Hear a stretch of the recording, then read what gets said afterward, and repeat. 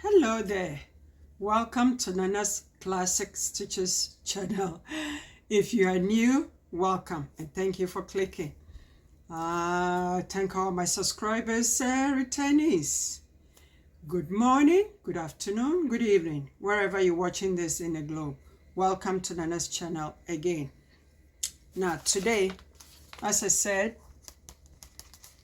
last week, that we're going to be stitching this blouse, Simplicity 1941. Okay, but today I'm not going to sew. I'm going to talk to you a bit about this and what I have done so far. Okay, now where do I even start? For beginners, this is more like intermediate to advanced, but beginners also can sew it. Just challenge yourself. If you have the same pattern, challenge yourself and sew it. Just step by step, I always say, okay? Gradual, and you can do it. Now, to start this blouse, you need your buttons. That's my buttons for my fabric. You need the button foot. You need the buttonhole attachment. And as I said, beginner sewist, the best thing for you is sew it in a muslin first before you cut your fabric. Okay, this is my fabric, but sew yours in a muslin first because this blouse calls for bra caps. Okay, so I'm going to walk you through how to figure it out, and even the instruction sheet tells you about it. Okay, if you look at the instruction sheet, it tells you how to figure out your bra cap. Okay, taking the upper bust measurement and then the full bust measurement and subtracting the upper one from the main bust line. Okay, and that will give you your bra cap. For example, my high bust is 31 and then my bust line is excuse me, 33. So subtracting the high bust from the 31 from 33, I have 2 inches. And this one tells you the difference between the higher bust line and the lower bust line will tell you your bra cap.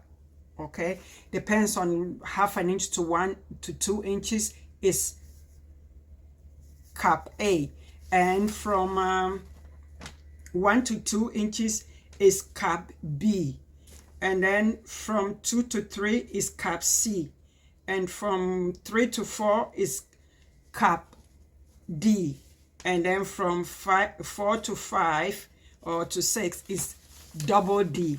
So if you had the same pattern, go according to the instruction sheet. Now, where do I go next? And as I said, this blouse is fitted, but I don't like my blouse too fitted and I don't like it too loose, depending on the design. So mine is size 10, but I went to 12. Okay, now I went ahead and did the sleeves. Okay, I just put in the pleat and then I put in the band.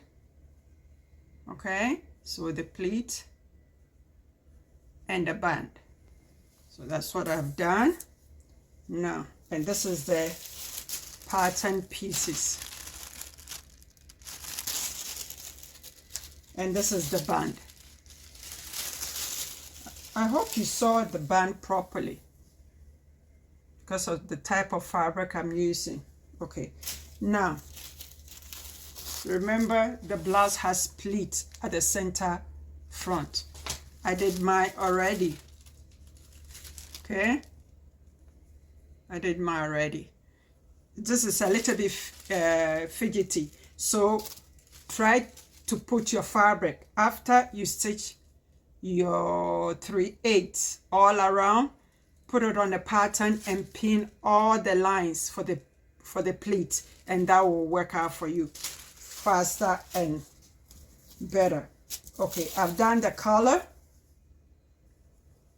I followed the instruction sheet. Okay, so I've done the color too.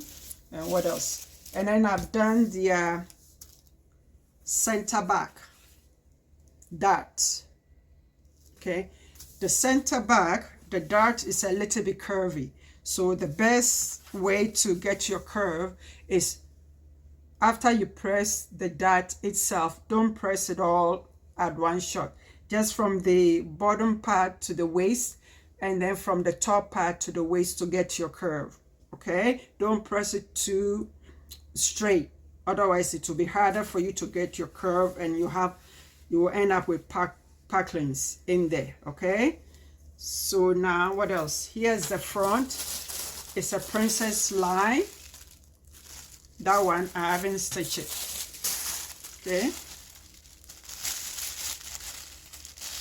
I'm running out of fabric, so yesterday I went to the fabric shop to get some fabric. So, and summer is almost done, so they're having a good sale. So I bought a couple of fabrics.